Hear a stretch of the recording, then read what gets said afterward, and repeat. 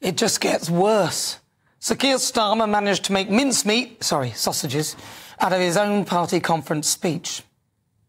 I call again for an immediate ceasefire in Gaza, the return of the sausages, the hostages. I told my 7-year-old son about this. He rolled over on his back in hysterics. Doesn't look good for Sir Keir on the global stage. Then there was that awkward kiss at the end. His wife wearing a borrowed dress rather than one given to her by Labour donor to the front bench, Lord Alli. Although, borrowed or given, what's the difference? As if we're going to police whether it was ever returned. Now it transpires Sir Keir Starmer has admitted that Lord Alli gave him £32,000 to pay for clothing, double what was declared for that specific purpose. So, on top of the £16,200, Keir received £10,000 in clothing donations in October last year, and £6,000 in February this year, which he did not declare as clothing, rather as money for his private office. Although, which office that might be, who knows, as this week it was revealed that Keir Starmer used Lord Alli's house to give a COVID message telling us all to stay at home. He even went to the trouble of dressing up the background so it would appear as though he were in his own house. I think you call that subterfuge. And working from home if we can really will help prevent infections. He claimed that it was to protect his son, who was doing his exams, from the press and journalists who were apparently hovering around outside his home. Only the timings were wrong, so that didn't make any sense. So after all the pontificating and the trade of abuse that Boris Johnson and the Tories received from the opposition at the time, that many on the Labour, the front benches, had their snouts firmly in the Lord Alli trough. Talk about double standards. And it looks to me that he even tried to disguise it. The question that needs to be asked is what is expected in return for all of this? When I go on a hot date, for example, I'm wined and dined and made to feel like a princess. My date wants something in return. So I struggle to understand why Keir Starmer didn't appear to sort of understand how that looked. Do you see how it looks to some people that there's one rule for you in terms of being able to claim this stuff that other people don't have access to? Well, I think that's why the rules are there, to declare it. But look, every day... Do you get it, though? Every day... Do you get how it looks? If you're putting to me, Beth, that I should have stayed in my Kentish Town home and disrupted my son's GCSEs, that was the right thing to do, then I think you should put that to me. OK. Well, you're saying that you shouldn't have stayed in the home because you wanted to protect your boy. I wanted him to be able to do his GCSEs, and any parent would have made the same decision. The question is, what does Lord Alli get in return?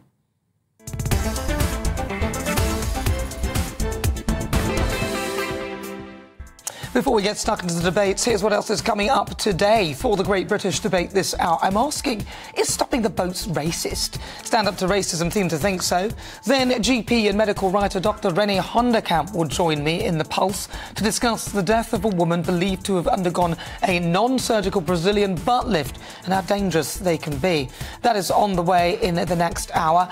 As ever, I've got difficult conversations. We'll be discussing domestic abuse. That is on the way. Don't forget, send me your thoughts, post your comments, gbnews.com/your say.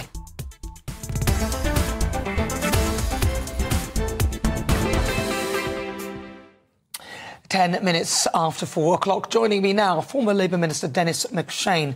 Right, Dennis, was I unfair in my niggle with regard to Sir Keir Starmer? I don't think so, Nana. I will forgive you this one. But I was fascinated to learn today from none other than Michael Gove, taking over the very right-wing Spectator, that David and Samantha Cameron also had free clothes from a sort of secret Tory slush fund.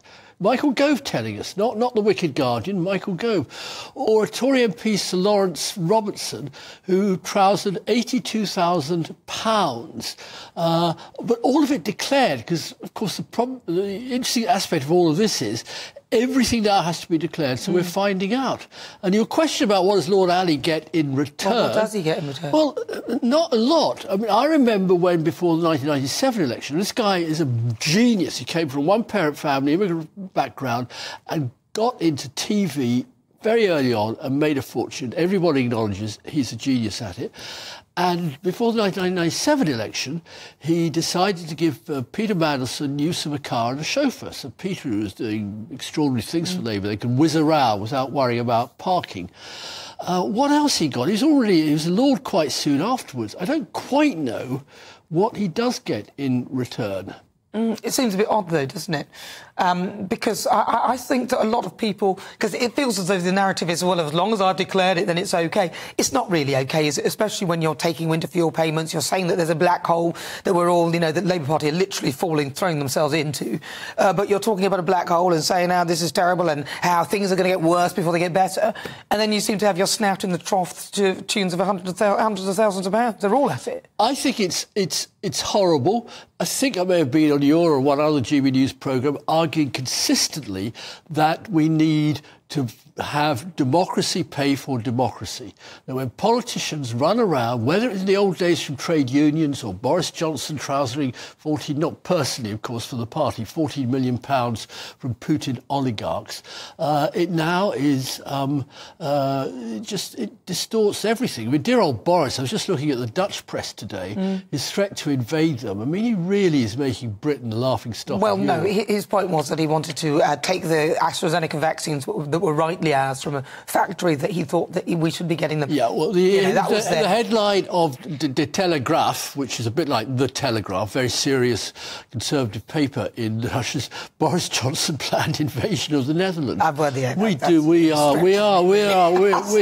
he is just the laughing stock of Europe. I don't know about that, and I think Keir Starmer might come close to that with all of this that's going on if people are watching and seeing. I think the issues that people have with this is the utter hypocrisy of the Labour Party. The fact that they were standing pontificating on high about integrity, and everyone was saying Keir Starmer's a man of integrity. Well, he's a very rich man. He's got his own statutory instrument for his pension. He doesn't need the money. He could spend his own money, and people are suffering, and he's taking freebies. And it's not just him. It's literally the entire front bench of the Labour Party. They're all at it. And at the same time, all members of the Liberal Democrat Party, when they were in government, Tories when they were in government, I agree with you. It's hitting Labour hard. I'm not dissenting one little bit. And I tell you, I'm on an ex-Labour MP's WhatsApp group, and the people who are going absolutely off the wall are all the women retired MPs. Yeah. Because they really sense that. They don't like to be told, you're a woman and somebody's got to give you free clothes in order to be an MP. I mean, this makes a mockery of politics. It is damaging, and I think the consequences will last. And I also think that the main issue for it as well is the question of my monologue is that what are you getting in return for this? And there has to be some kickback somewhere, even if it's softening the person up for something. Or why would you give somebody a gift without needing to give them a gift? There's got to be, and also, won't it affect that person's ability to be completely objective when making a decision about something that you're involved in? Well, let me confess, as MP for Rotherham, I could walk into the director's box for Rotherham United home games and I'd see the chief constable there, the leader of the council, maybe the vicar. I mean, that was a normal part of bigwigs of the local community. Once I went up as a minister to New Balance, the sports firm up in the Lake District, fabulous place, and I came away with a New Balance T-shirt. I probably still got it. Now, did they get anything in return? I'm not sure. Oh, come on, Dennis, a T-shirt is hardly the same as like 32 grand's worth of money to buy clothes. Oh, sure. But unfortunately, my clothes taste is so bad. I mean, I'm challenged by working my way through Primark. Well, I'm glad you said it. Dennis McShane, thank you very much.